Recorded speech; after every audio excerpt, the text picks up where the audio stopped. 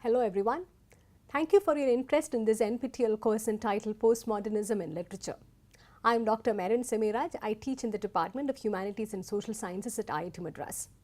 This NPTEL course entitled Postmodernism in Literature is designed as an 8-week course.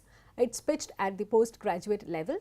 This is primarily intended as a course for students who are specializing in English literary studies, but I presume this course will also be useful for those who have a general interest in literature, culture and media in the contemporary as well. So what is postmodernism? Postmodernism, as you all must be familiar with, it's a term which is increasingly being used to define the diverse and complex characteristics of the 20th century.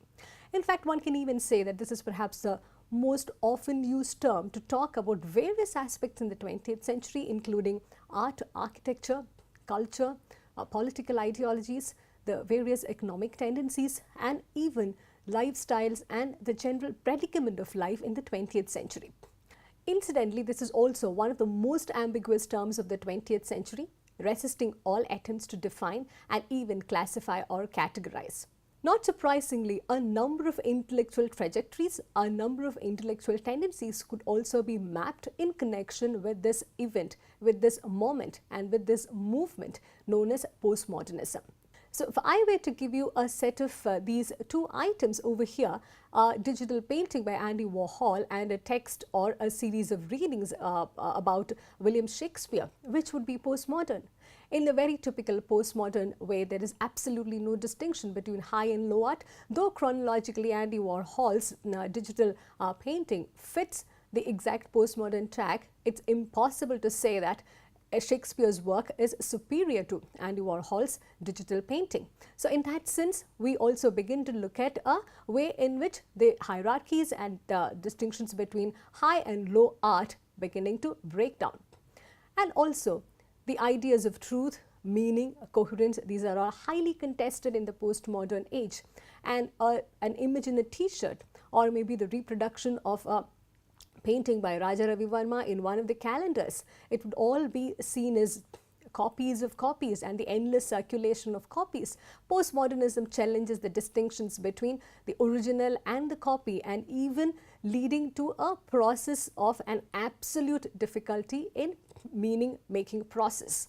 And also, if you are familiar with some of the contemporary movies such as Inception or Matrix, they engage with hyper-reality, which is a very postmodern phenomenon. It's rooted in philosophy, but the manifestations are there in popular culture everywhere around us. So if you are one of those people who are trying to understand how is hyper-reality different from reality and realism, perhaps this course will give you an overview of a number of readings, a number of intellectual trajectories to go through. And also in the postmodern phase, everything is a text. There is absolutely no space for the predominance of grand narratives. We have moved away from the modernist sense of celebrating grand narratives. There is no idea of reality. Reality is a much contested notion. We only have copies. We only have certain simulations available. So in that sense, when we say that everything is a text, a shopping mall or an advertisement poster, a bumper sticker, a graffiti on the wall, Shakespeare's text and movies of the contemporary, everything becomes a text seen through this postmodern lens. We cannot have a prioritization of one over the other. We cannot have a privileging of one side over the other. This gets really interesting now. And if you want to identify postmodern text, how would you do that? This course will also tell you about certain trajectories, certain dominant characteristics and certain theoretical frameworks to analyze a typically postmodern text. So if a particular text is postmodern, how do I know? What are the various overlaps? What are the various characteristics which make a particular text more postmodern than the others?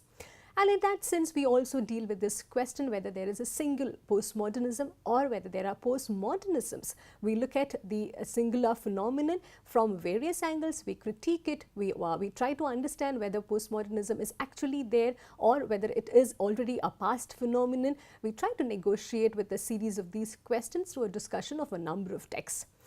So in this course, do we have a roadmap to go ahead?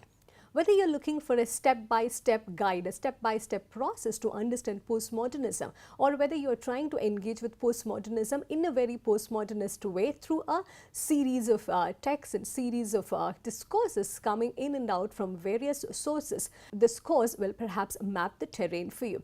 If there are ideological, theoretical and conceptual frameworks used to access postmodernism, we try to simplify it and make it easily accessible for you.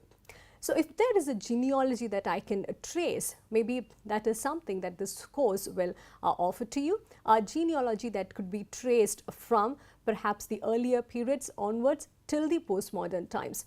There is a historical continuity that we would try to build in, so that we also get to know that postmodernism is not a phenomenon that emerged out of the blue, but it also is rooted in particular aspects, in particular intellectual trends, and also in particular historical events, ideas and ideologies. We try to trace this tradition in a very systematic and an effective way through a reading of texts, context, sites and a number of critiques available. So this course accordingly is an attempt perhaps to unpack the idea of postmodernism through a range of texts, and texts as we have already noted, it could be anything. So the design of this course is in such a way that we try to access postmodernism through three major routes. Firstly, we engage with particular theories, the seminal theories, seminal works which have been important in the defining and in the framing of what we now understand as postmodernism. Secondly, we look at the major intellectual and artistic trends of the 20th century, which could also be labeled as postmodernist in nature. And thirdly, we undertake a reading of particular texts, particular sites in order to be able to appreciate how exactly postmodernism manifests. In a nutshell, this course offers to unpack, simplify and also explain postmodernism to you. In the process, we also hope to be able to enable you to critically engage and negotiate with the various facets of postmodernism. So here's this course for you, Postmodernism in Literature.